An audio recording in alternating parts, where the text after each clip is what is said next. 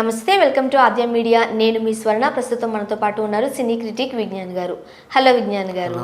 Yes, puri Jagannadh and తన wife కలిసి ఉండడం లేదు అండ్ చార్మితో కలిసి ఉంటున్నారు, డేటింగ్ చేస్తున్నారు. సో ఆ విషయం వల్లనే తన వైఫ్ లావణ్యకు డివోర్స్ ఇవ్వబోతున్నారు అంటూ వార్తలు వచ్చాయి. చాలా రకాల వార్తలు చూసాం కదా, రైట్. అయితే ఇప్పుడు కొన్ని పిక్స్ సోషల్ మీడియాలో వైరల్ అవుతున్నాయి. ఇద్దరూ కలిపి ఒక పూజా కార్యక్రమంలో పాల్గొన్నవి. ఏం చెప్తారు?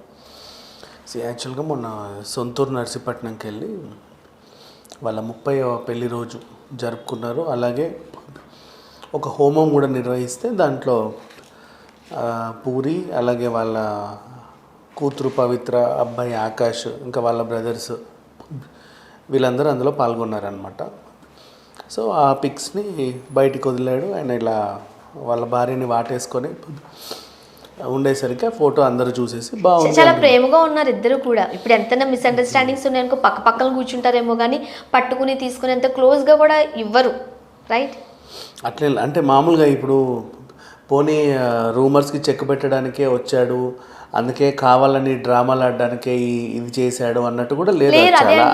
చాలా హ్యాపీగా ఉన్నారు. హ్యాపీగా. కాకపోతే ఏంటంటే కొన్ని రోజులు ఈ రూమర్స్ వచ్చాయి, ఫ్యామిలీతో ఉండట్లేదు, చార్మితో ఉంటున్నాడు, అటు తిరుగుతున్నాడు, ఇటు తిరుగుతున్నాడు, వదిలేశాడు, విడాకులు ఇచ్చేస్తున్నాడు, ఇట్లాంటి రకరకాల వార్తలు వచ్చేసరికి వీళ్ళకి ఒక రకంగా అనిపించేసింది. అందరూ నమ్మేశారు కూడా, ఆల్మోస్ట్ మహామహులు కూడా చెప్పేసరికి. అఫ్కోర్స్ నేను చెప్పాను అనుకో, అంటే అప్పుడు వచ్చిన న్యూస్. యాక్చువల్గా ఇక్కడ 2 వెర్షన్స్ మనం చూడొచ్చు. ఆ చోర్ బజార్ టైంలో ఆకాష్ పూరిని అడిగినప్పుడు అలాంటిది ఏమీ లేదు, మేము కలిసే ఉన్నామని చెప్పారు. బట్ అదే చోర్ బజార్ ఫంక్షన్కి సంబంధించినప్పుడు బండ్ల గణేష్ నీ కొడుకు ప్రమోషన్స్లో లేకుండా నువ్వు ఎక్కడున్నావన్నా, ఏం చేస్తున్నావు అని అడిగేసరికి ఆకాష్ పూరి చెప్పిన దాన్ని ఎవరు పట్టించుకోలేదు. సొంత కొడుకు ఇంట్లో ఉన్న పిల్లోడు చెప్పిన దాన్ని పట్టించుకోలేదు, కానీ బండ్ల గణేష్ గారు చెప్పిన దాని మీద ఫోకస్ చేసి వీళ్ళు విడిపోయారు, అందుకే బండ్ల గణేష్ అలా అన్నాడు అన్నారు, రైట్? మళ్ళీ అదే బండ్ల గణేష్ ఇప్పుడు అదేంటిది ఆయన ట్వీట్లు పెట్టి చాలా హ్యాపీగా ఉంది అన్నా వదినా అన్న, మళ్ళీ నిజంగా విడిపోతే కలిసినట్టు చెప్పారు ఆయన. అంటే ఎట్లుందంటే ఇప్పుడు బండ్ల గణేష్ వ్యవహారం వచ్చింది కాబట్టి చెప్తున్నా, ఆయన నాకు తెలుసు నువ్వు విడిపోయావు, అరే మళ్ళీ కలిసావా, భలే ఉన్నావే అన్నట్టు చెప్పాడు. అట్లుంది, కానీ అదేం లేదు. యాక్చువల్గా కొంచెం వరుస ఫ్లాప్లు, జనగణమన ఆగిపోయింది, ఏదో అనుకున్న లైగర్ ఫ్లాప్ అయింది. తనకు ఎవరైనా సరే కొంచెం ఇప్పుడు అంతెందుకు, ఇప్పటికీ కూడా అశ్విని దత్ గారు ఆ శక్తి నుంచి కోలుకోలే. ఇప్పటికీ నాగబాబు ఆరెంజ్ నుంచి కోలుకోలే. అది రిలీజ్ అయినప్పటికీ కూడా ఒకప్పటి సిచ్యువేషన్స్ని బాగా తలుచుకుంటూ ఉంటారు. కొన్నాళ్ళు సైలెంట్గా ఉంటారు, బాధపడతారు. అందరికీ ఉంటాయి, ఒకరికి ఇద్దరు అనేం లేదు, ప్రతి ఒక్కరికి ఉంటాయి. సేమ్ ఆ సిచ్యువేషన్లో కొంచెం పూరి ఉన్నాడు, 4 రోజులు బాధపడ్డాడు. చార్మితో అంటే చార్మిని ఒక హీరోయిన్లా చూడొద్దు, ఒక అమ్మాయిలా చూడొద్దు. ఈయన బిజినెస్ పార్ట్నర్. సో వాళ్ళిద్దరికి కలిపి కదా నష్టమైంది. సో ఆ రకంగా కూడా చూసుకోవచ్చు. అండ్ అలాగే ఇల్లులు కూడా మార్చారు, ఆ ఇంట్లో ఈ ఇంట్లో ఉన్నాడు, ఫైనాన్షియల్గా ఇలా ఉంది. ఇంకా ఇంటిపై వీళ్ళు దాడి చేస్తుంటే పారిపోయాడు, ఇట్లాంటి రూమర్స్ అన్నీ వచ్చాయి, కానీ అదేం లేదు. బట్ ఓవరాల్గా చూసుకుంటే ఇప్పుడు ఆయన విడుదల చేసిన ఆ పిక్, ఆ హోమము, ఆయన 30 years అది ఏదైతే ఉందో ఫ్యాన్స్కి అయితే తెగ సంబరపడిపోతున్నారు. నెంబర్ 1. నెక్స్ట్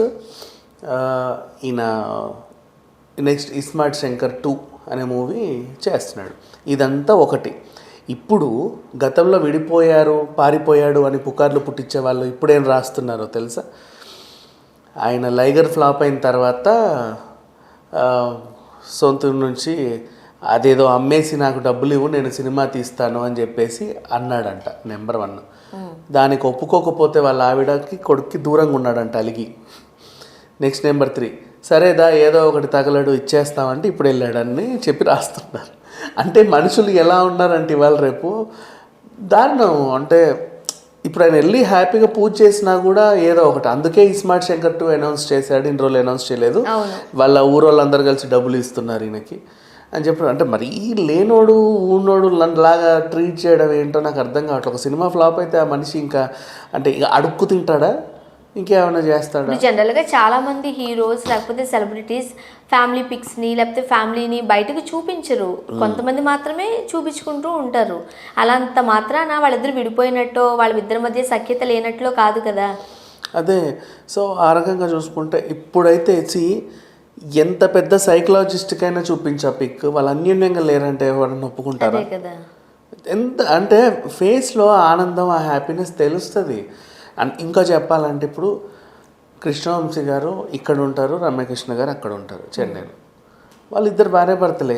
అంటే ప్రొఫెషనల్గా చూడు, ఎప్పుడన్నా మనని వాళ్ళు విడిపోయారు, విడాకులు తీసుకున్నారు, ఆవిడ అక్కడ ఉంది, ఈవిడ ఇక్కడ ఉన్నాడు. అంటే వీళ్ళకి ఏంటంటే ఎప్పుడు వాళ్ళు కలిసి కనపడతా ఉండాలన్నమాట.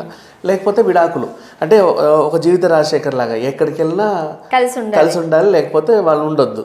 ఎక్కడన్నా పొన్న ఇట్లాగే కూడా మన శ్రీకాంత్ బాధపడ్డాడు. అదే కదా, మేము తిరుమల వచ్చి మరి ఎక్స్ప్లెనేషన్ ఇచ్చుకున్నారు, బాబు మేము బాగానే ఉన్నాము, మీకు ఇంటికి ఏదైనా పెళ్లి కార్డు వస్తే చచ్చినట్టు ఇద్దరం కలిసి వెళ్ళాల్సి వస్తుంది, అసలు అంత అవసరం లేకున్నా కూడా వేరే పనుల్లో బిజీగా ఉన్నా సరే మేము ఎట్లా కలిసి వెళ్ళాల్సి వస్తుంది, ఎందుకంటే ఒంటరిగా వస్తేనేమో మమ్మల్ని విడిపోయామని రాస్తున్నారు ఆ భయానికి అని చెప్పేసి ఆయన చెప్పుకొచ్చాడు.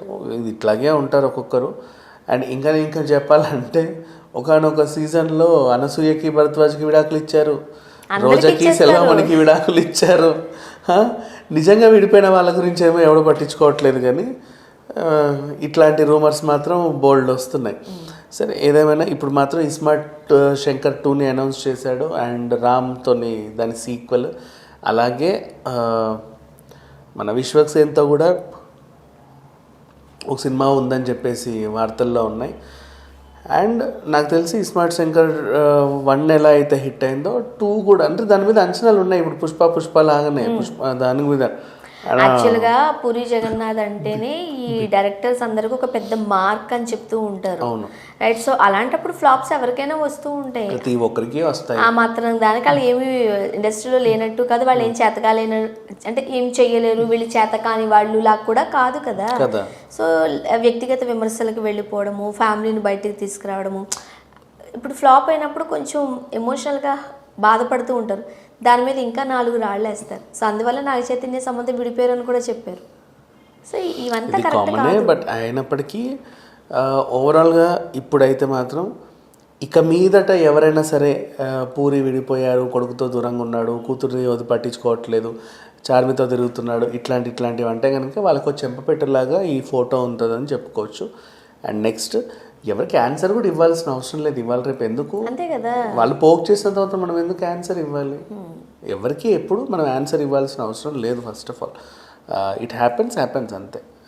జరిగేదేదో ఆడి నోరు అలాంటిది వాడు మాట్లాడుకుంటాడు. బాగున్నప్పుడు ఇప్పుడు ఇక్కడ కూడా అదేంటిది ఇంత చక్కగా హోమం చేసుకొని పూజ చేసుకొని వస్తే అత్తింటోళ్ళు డబ్బులు ఇస్తే తీసుకోవడానికి వెళ్ళారండి అప్పుడు రాయడం.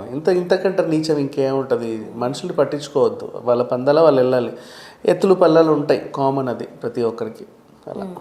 సో ఏది ఏమైనా సరే ఇలా రాసే వాళ్ళకి లేకపోతే మాట్లాడే వాళ్ళకి చెక్ పెట్టాల్సిన అవసరం ఉంది అని అంటూ ఉంటారు కదా. Yeah, exactly. రైట్, చూడాలి. Thank you so much. Thank you.